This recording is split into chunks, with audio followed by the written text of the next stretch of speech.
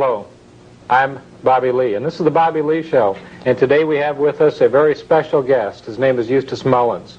We have this book that Eustace Mullins wrote. It's called Murder by Injection, the story of the American medical conspiracy against America, against you and I. So it's Murder by Injection.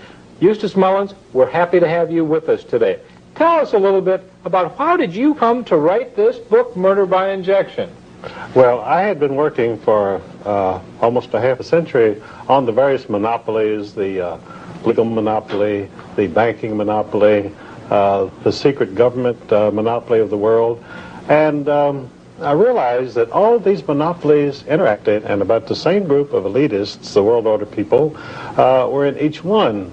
But I had not paid much attention to the medical profession. I thought, well, these are doctors who are curing people. They work in the hospital long hours, you know, and they're probably a public asset. And I thought that simply because I hadn't had any contact with them, fortunately for me. And other people who have had contact with them had a different view. Either they were furious, or they were disgusted, or they were dead. And so this was the status of the people who employed the medical profession in the United States, the average American citizen. And the doctors, during this period, as part of the drug trust and the medical monopoly, had various instruments furnished to them by the other monopolies. For instance, the oil monopoly of John D. Rockefeller at Standard Oil had gone into the petrochemical business, and through extensive research they'd developed certain medications which they called wonder drugs, and the public, as they took these drugs, they would wonder what was going to happen to them. That's why they were wonder drugs. Others were called miracle drugs. They were called miracle drugs because if you took them and you survived, it was really a miracle. So this was the contribution of the monopolists to the medical monopoly. And the only thing that these drugs had in common was that they were enormously expensive.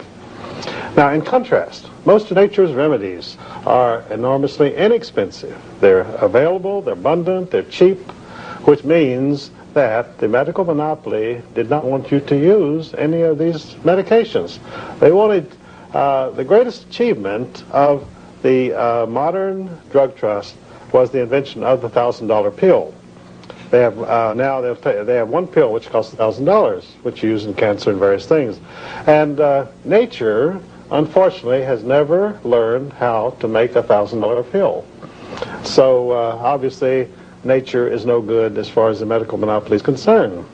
Well, tell us a little bit, just before we get into that also, there's a difference between homeopathic medicine and allopathic, and that's part of what we're discussing also. Tell us a little bit about that, if you would, Eustace Mullins. Well, what you're talking about is a historic situation. In the 19th century, most Americans thrived on what is called homeopathic medicine, which is mostly naturopathic remedies available through nature in abundance at low cost. Well, the medical monopoly, which was formed in 1847 as the American Medical Association, they didn't like this. They thought, how are doctors going to get rich, and how are we going to control the people through the medical monopoly when they can go to these homeopathic people and get these remedies at very low cost? So the first plank of the AMA was, we will never allow any homeopathic physician to become a member of the AMA, and they never have. So, but the AMA was still in a minority. So around the turn of the century, John D. Rockefeller realized there were great potentialities of profit in the medical industry, and so he took over the medical profession. Now you say, how could anybody take over the medical profession? Well, first you have to have a lot of money, and second you have a lot of power. Well, he had both, and he did. So he revamped the entire medical system of treatment of the people of the United States, which had been homeopathic. He switched it over to allopathic medicine, which is a different type of practice, originating in Germany. And the great attraction of allopathic medicine is it relies on radical surgery. I mean, if you can't cure it, cut it off. And the heavy use of drugs, because when you're having your limbs cut off, you need a lot of drugs because it's very disturbing, and lengthy hospital stays. none of which are features of homeopathic medicine. It's entirely the reverse. So by taking over the medical industry in 1910, through studies which he made through the Carnegie Foundation, John D. Rockefeller emerged as the kingpin of the medical monopoly in the United States. And he now presided over an allopathic system of medicine controlled through every legislature by accreditation of hospitals, the control of physicians, control of medications, and which is essentially what we have today. So from 1910, when this change was effected, right to the present day, the cost of health care has multiplied astronomically in the United States to the point where it is no longer available to most American citizens. So how did they counteract this? When they got us to the point where the average working man could not afford hospital care or the allopathic system of treatment, they set up an insurance industry, medical insurance.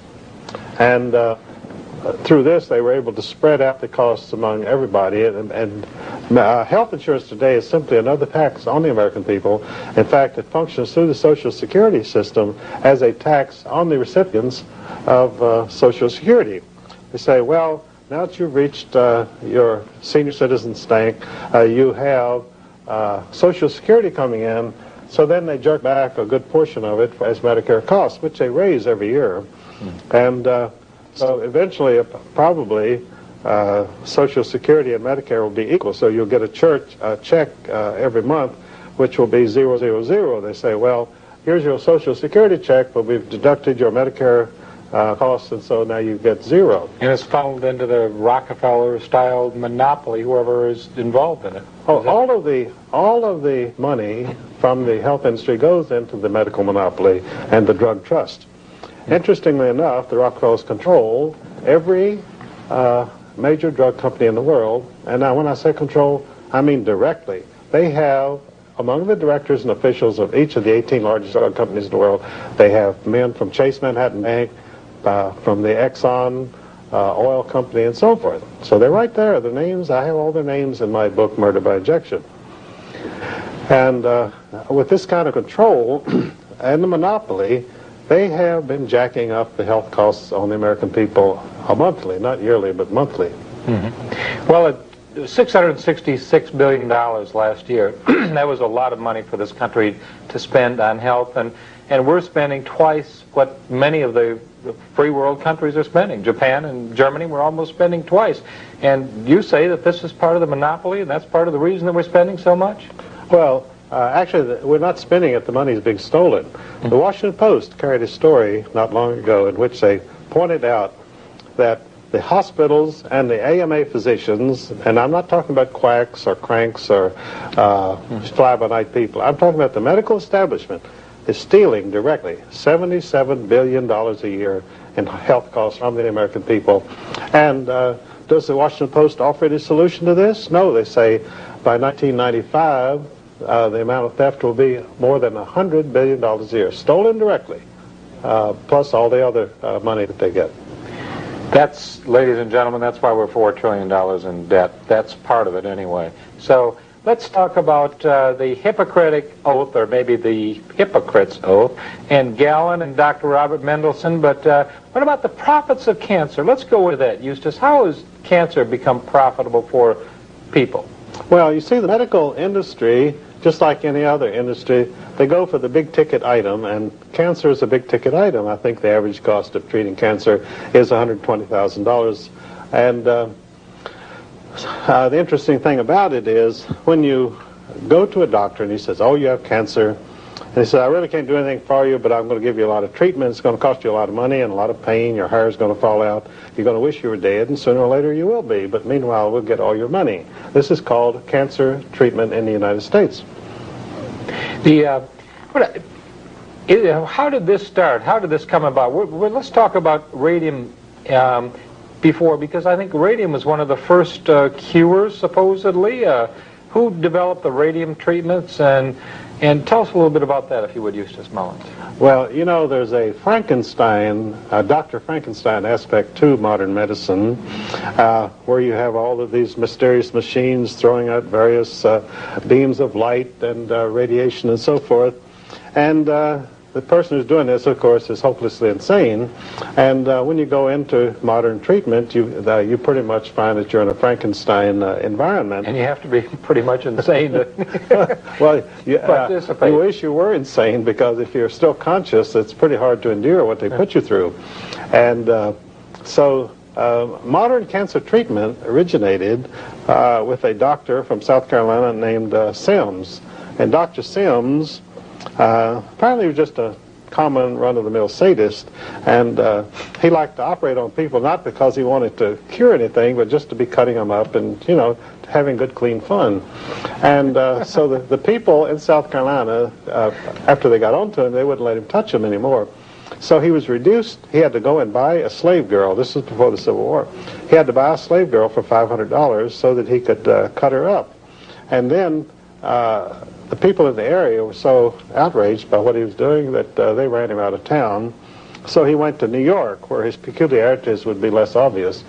And he started a cancer hospital up there, and which was called Women's Hospital. And this was financed by a very wealthy lady named Melissa Phelps Dodge of the Phelps Dodge fortune, a great mining fortune.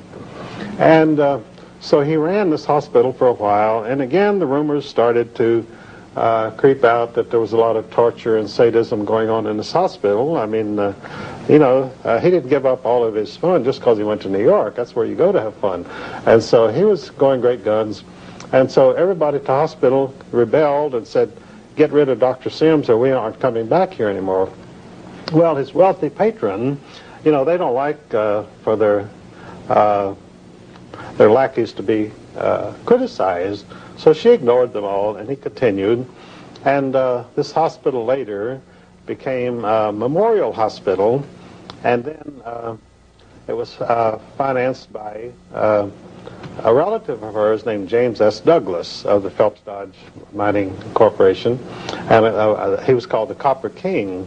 Well, in his mining interests in Arizona, he had come across a lot of uranium, which he also mined, and he became fascinated with the possibilities of radium as a treatment of various diseases. So he experimented on his wife and daughter until they both died of radium poisoning, and he continued to experiment on himself, and he also died of radium poisoning. And so Memorial Hospital then was continued. The fact that all these people had died didn't discourage the doctors at all. I mean, the fact that the treatment kills you never has discouraged any doctor yet. And in fact, they say, well, he got a lot of relief, didn't he? And so then it became from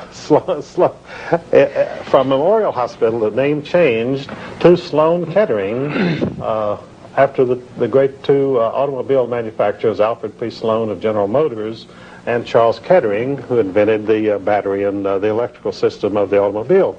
And their fortune was funneled into this Memorial Sloan Kettering Hospital, which became the center of cancer treatment of the entire world. I call it the Cancer Mausoleum there in New York City. And it looks like an old Egyptian mausoleum. So even though it had the names of Sloan Kettering on it, it was taken over entirely by the Rockefellers. Lawrence Rockefeller is on the board, and various other people from Chase Manhattan Bank. When you read, and I have the list of directors of Sloan Kettering in my book, each one of them has a direct Rockefeller connection.